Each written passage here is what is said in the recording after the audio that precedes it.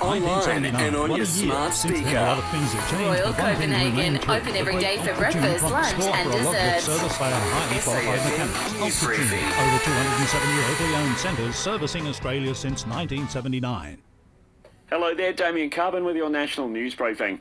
Prime Minister has found an American ally in his push for an Indigenous voice to Australian Parliament. Anthony Albanese meeting with NBA basketball legend Shaquille O'Neal this morning. He's done a lot of work with social justice causes in the US. We know that Mr O'Neal does a lot of work in the United States about social justice and lifting people up who are marginalised, including through sporting organisations. A referendum into an Indigenous voice to Parliament will likely happen next year. The PM says there's a large amount of interest internationally.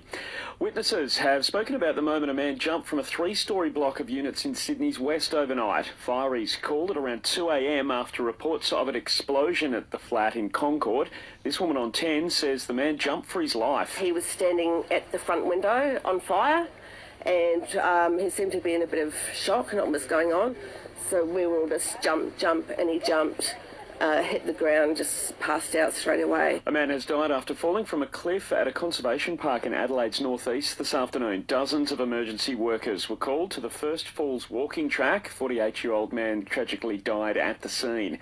And Qantas is setting up a new call centre team to help travellers use their flight credits by the end of next year. Flying Kangaroo owes more than $1 billion in flights following the disruptions during the COVID pandemic. What would you do with $1? Did you know that for every $1 donated to Food Bank, 2 meals are created? Head to foodbank.org.au.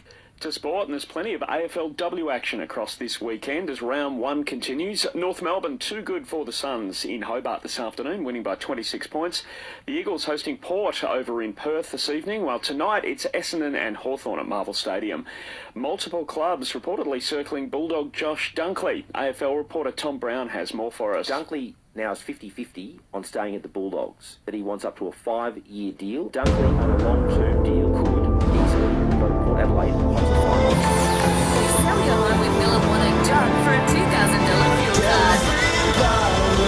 This is SAFM Weather. A look at the Limestone Coast forecast. Mostly fine, 17 the top with the slight chance of a shower. Fine 20 for your Sunday and showers on the way for Monday 15. Our listener app is your new home of radio, podcast, music and news. Join up to listen live or on demand now.